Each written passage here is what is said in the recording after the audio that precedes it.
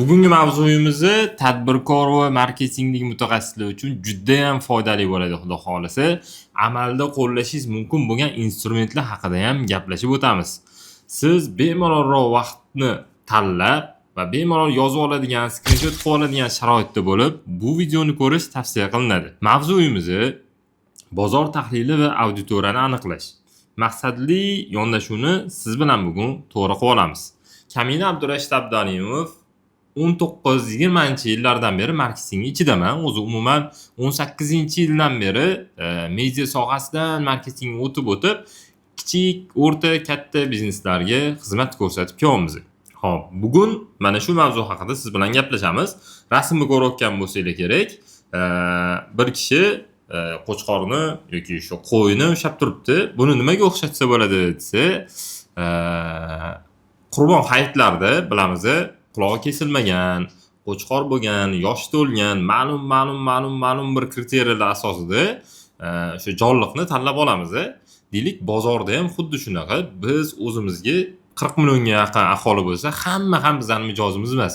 Bugun o'shani tanlashni, o'shangacha yetib borish haqida gaplashamiz. Siz ungacha like bosib qo'ying. Xo'p, dasturimizning yo'l xaritasi bundan oldingi videoda tepada linkini ham qoldiramiz. Bu yoqda yoki bu yoqda chiqadi. Marketing asoslari va mijozga moslab ko'proq o'sha sotuv qilish, ko'proq daromad qilish mavzusida gaplashganmiz. Kirib ko'rsangiz bo'ladi. O'zi bundan oldin uni ko'rishligingizni tavsiya qilamiz. Agar uni ko'rib bo'lgan bo'lsangiz, bu ikkinchi suhbatimizni davom ettiramiz. Bu suhbatimiz o'zi shu eplab bo'lmas marketing intensivi deganmiz. 12 ta video darslikdan tashkil topadi va bu xudo xohlasa ikkinchisi bo'ladi.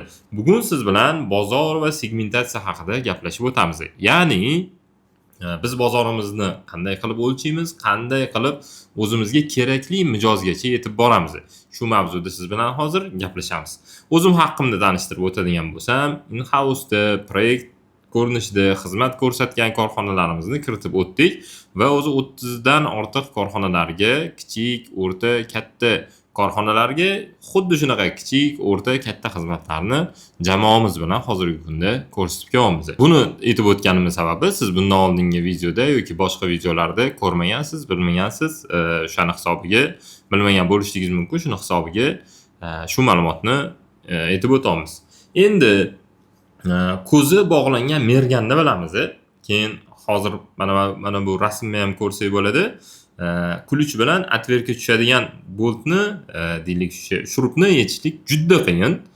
Mana bu ko'rinishdagi deylik kulich bilan bunaqa shurupni yechish juda qiyin. Endi ko'zi bog'langan merganchi deyilsa, tahlilsiz bo'ladi, tahlilsiz harakat qilinadi, bozorni o'rganmaydi, mahsulot ishlab chiqarib qo'yadi, qorong'ida xuddi o'qotgandek bo'ladi. Deylik, ovga chiqdingiz siz yaqinlaringiz bilan va o'sha yaqinlaringiz bilan chiqqan holatingizda qorong'ida o'zingiz bilmagan tarafga qarab, o'sha ov deylik, ma'lum bir hayvonga o'qotaman deb umuman boshqa joyga otayotgan bo'lishingiz mumkin. Agar o'sha paytda linzasi yoki qanaqadir yoritgichi yoki qanaqadir sizni ishingizni qulaylashtiradigan instrument bo'lsa, tekkan yoki tegmagan taqdirda ham hech bo'lmasa siz o'sha o'ljani ko'ra olasiz. Bugun ana shunaqa instrument haqida gaplashib o'tamiz. Sababi bu instrument shu yo'limizni yoritishlikka yordam beradi. Endi tadqiqotsiz biznes aslida qimmatga tushadi. Qimmatga tushadi deganda mana bu yoqda grafikalarni ham ko'rsatib qo'yganmiz. Marketing tadqiqotlari o'zi bozorni, mijozni o'rganish nima beradi desa, taxmin va risklaringizni kamaytirib, ma'lumotlar, xulosalar, analizlar o'zi umuman qayerga qarab yursak bo'ladi degan tarafini oshiradi. Marketing tadqiqotlari shu ma'lumotlar, o'zi umuman fikrlar, xulosalardan kelib chiqib, sizni risklaringizni kamaytirib, o'zi umuman taxmin qilib, ko'zingizni bog'lab ochishlikni oldini olib beradi. Tadqiqot o'zi xavfimizni kamaytiradi va aniqroq qaror qabul qilishga juda ham katta o'zini yordamini beradi. Shu sababdan ham ma'lum bir xarajatlik yoki o'zi umuman bozorda qandaydir yengilliklar qilmoqchi bo'lsangiz, birinchi tadqiqotlar qilib olishlik kerak bo'ladi. Endi bu ma'lumotlarni qayerdan olaman, nima o'rganaman o'zi, hop bozorim bo'yicha, klientim bo'yicha o'zi umuman qanday qilib o'zi buni olishlik mumkinsa, birlamchi va ikkilamchi tadqiqotlar bor. Buni farqi, birlamchida mijozlar bilan gaplashib ko'rasiz, so'rovnomalar o'tkazib ko'rasiz, intervyular qilasiz, fokus guruhlar qilasiz. Deylik, siz mana bu mikrofonni sotayotgan bo'lsangiz, Mikrofoningizni mijozi kim bo'lishligi mumkin. Mana shunda gapiradigan odam yokida ma'lum bir studiya yoki ma'lum bir operator, video operator buni olib ishlatishligi mumkin. Mana shu fokus guruhlarni sizni mijozingiz bo'lishi mumkin bo'lgan insonlarni yig'ib turib suhbatlashasiz. Men senga qanaqa mikrofon olib kelsam bo'ladi yokida qanaqa mikrofonlar senga yoqmaydi. Misol uchun, qanaqa mikrofonlar seni g'ashingga tegadi? Qanaqa mikrofonlardan ko'ngling to'lmaydi? Qanaqa mikrofondan o'zi ko'ngling to'ladi? O'zi nima og'riqli nuqtalaring bor mana shu mikrofon mavzusida yoki qanaqadir ehtiyoj, xohishlaring bor deb mana shuni o'rganishlikka kirishish kerak bo'ladi. Bu birlamchi tadqiqot to'g'ridan to'g'ri bo'ladigan suhbatlar shu so'rovnomalarga kiradi. Ikkinchisi nima desa, ikkinchisi tayyor statistikalar bor. Deylik, nechta odam, necha yuz mingta odam deylik o'zini blogini yurg'izyapti yoki qancha video operator bor, qancha video studiya bor. Tayyor statistikalar bor, raqobatchilarning tahlili bor, davlat hisobotlari bor, ochiq ma'lumotlarning bazasi bor. Siz mana shu baza orqali ular nima ishlatyapti, nima mikrofon ishlatyapti, nima ish qilishyapti o'zi, nima ehtiyoji, muammosi, xohishi bor deb shu ma'lumotlarni o'rganishga kirishishingiz kerak bo'ladi. Va oson yo'li qaysi desa, oson yo'li ikkilamchi tadqiqot qilib ko'ramiz. Bor ma'lumotlardan ko'ramiz, bizning korxonamizga qanchalik u foyda keltiradigan ma'lumotlar, tayyor statistikalar bor. Agar bu yo'q bo'lgan taqdirda bo'ldi, biz kirishamiz. Deylik, mijozimizni topamiz, u bilan gaplashib ko'ramiz, so'rovnoma qilamiz, fokus guruh yig'amiz, intervyular o'tkazamiz. Agarda siz ishingiz yanada sifatli bo'lishini xohlasangiz, mana shu mijozlaringizni oldiga borib gaplashishingiz kerak bo'ladi. Bitta case beraman-da, shu joyda bir aka bor edi. 20-yillarda bizga qayta kelaverardi. Avto yo'nalishda ular B2B da sotishardi, avtoservislarga mahsulot va kelib shunchaki gaplashib ketardi. Hech nima sotmasdi. Bizni qanday ketyapmiz, nima muammolarimiz bor, nima qanaqa ketayotganligini bilardi. Va u savdo menejeri bo'lgan shu korxonada va respublika bo'yicha xuddi shunaqa avtoservislar bo'yicha yurib chiqargan odam. Mana 25-26-yildagi ma'lumotnomamiz u odamni o'ziga oylik korxona $200,000 deylik mahsulot berib qo'ygan, bo'ldi bemalol sotavering deb. Va u qatdan shu ketma-ketlikda yetib keldi, shu darajaga chiqib qoldi. U doimo birlamchi tadqiqot bilan shug'ullanib yurgan. Birlamchi deganda, ya'ni mijozini doimo oldiga kirib borgan. Telefonda emas, onlayn emas, har hafta, har oy bilan ko'rishib yurgan va haligacha shu ishni qilib yuribdi. O'sha savdo vakili, bo'lmasa uni rahbarlari unaqa shartlar qo'yishmagan, boshqa qilishmagan. U o'zini mutaxassis sifatida o'sha biznesni rivojlantirishlik uchun mana shu ishlarni qilgan. Siz ham xuddi shu ishlarni o'zingiz biznesingiz uchun yokida mutaxassis bo'lsangiz, shu ishlayotgan korxonangiz uchun qilsangiz bo'ladi. Albatta, xudo xolisa foydasi bo'ladi. Fikrlaringiz bo'lsa, izohda yozib keting. Hammasini o'qib chiqamiz, xudo xolisa. Keyingisi, bizni eng avvalambor imkoniyat chegaralarimizni o'lchab olishligimiz kerak. U nima bo'ladi desa, kosada ovqat turibdi, suyuq ovqat, bizda vilka bor. Tasavvur qiling, haligi kosadagi suyuq ovqat bu 40 million aholimiz.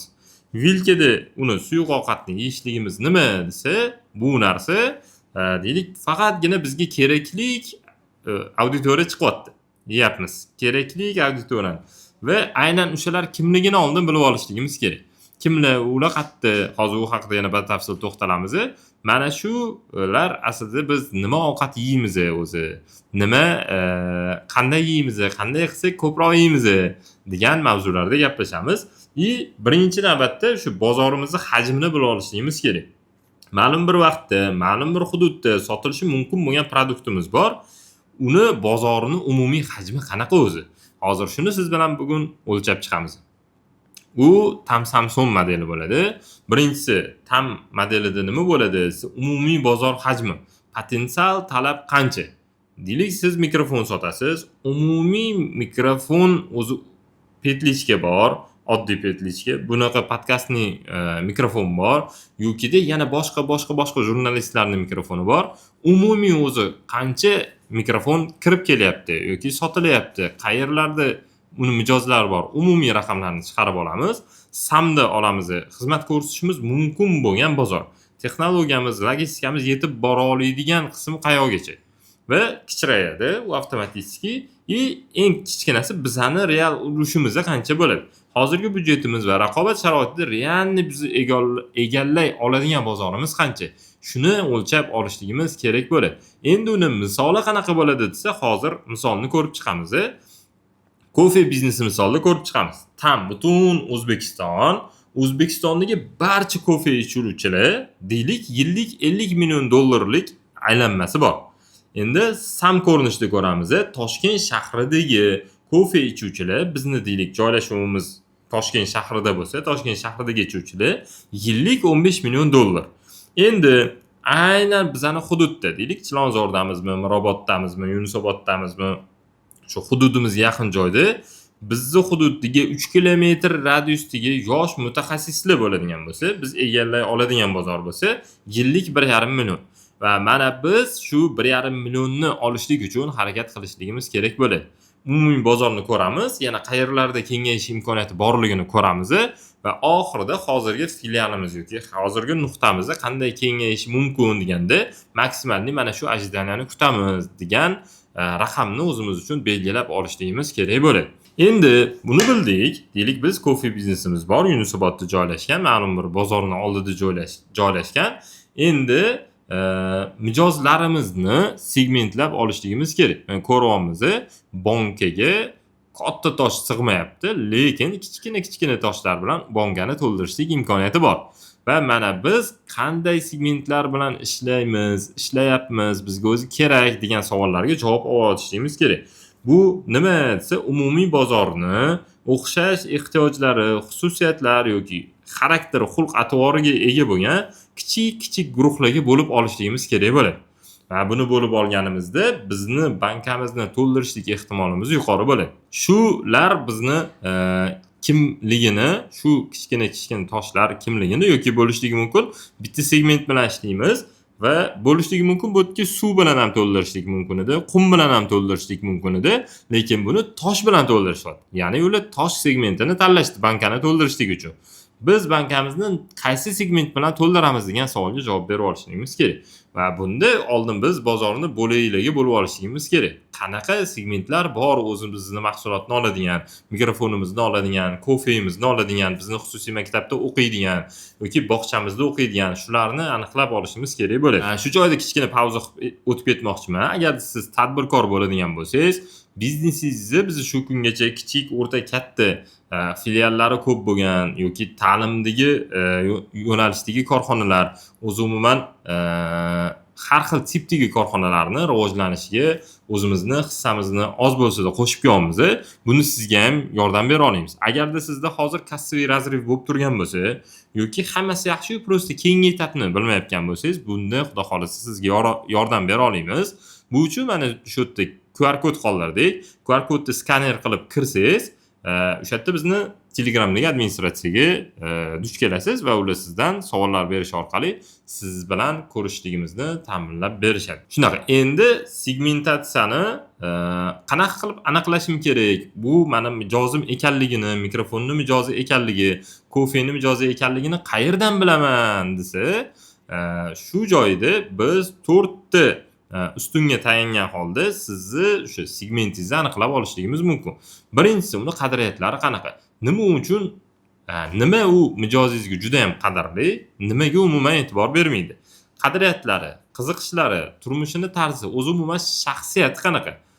Xuddi tushunganingizdek, uni shu psixologik taraflama o'rganishligimiz kerak. Kim u degan savollarga javob berishligimiz kerak. Endi xulq-atvoriga keladigan bo'lsak, foydalanish chastotasi. Mikrofonni oladigan bo'lsa, har necha oyda, har necha yilda u mikrofoningizni xarid qiladi. Kofe ichadigan bo'lsa, har kuni necha mahali yoki har oyda necha marta iste'mol qiladi. Shuni biz o'lchab borishligimiz kerak. Misol uchun, sizni kofengizdan doimiy mijozingiz bor, shuni o'lchaysiz. Qancha vaqt o'tdi u odam, kim bo'lib ishlaydi, misol uchun qadriyatlari qanaqa, nimalar qiladi, turmush tarzi qanaqa. Shu mijozni qidirishni boshlaysiz. Boyiga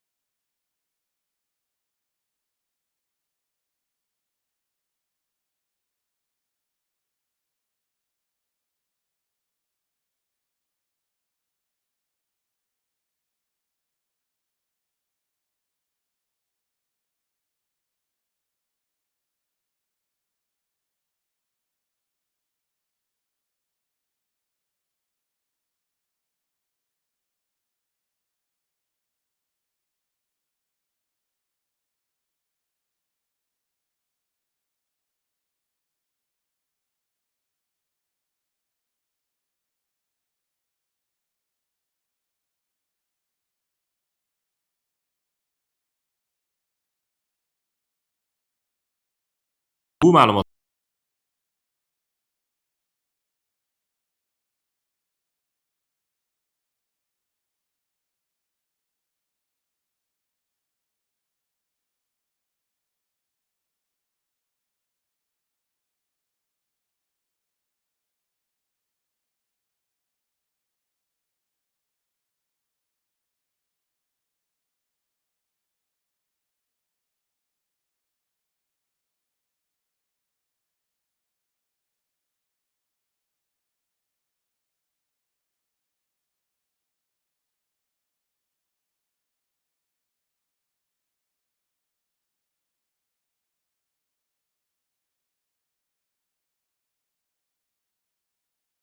deylik biz Toshkentda sotsak, u inson Surxondaryoda bo'lsa, Surxondaryodagi texnika do'konlar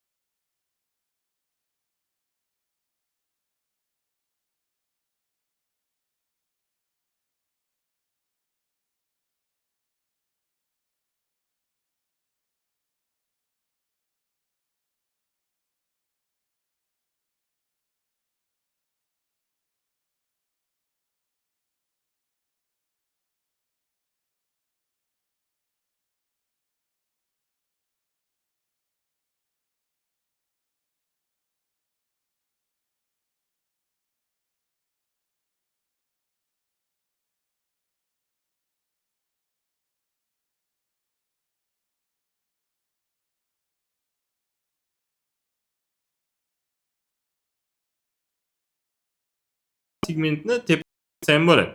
Misol uchun birinchi segmentni o'rganib, uni bozorni o'rganish. Undan keyin target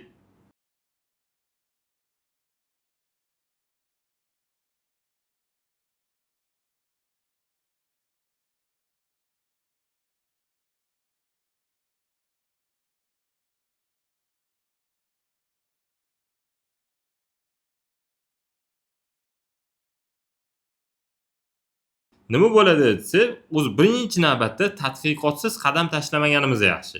Ma'lumot har doim taxmindan bir pog'ona teparoqda turadigan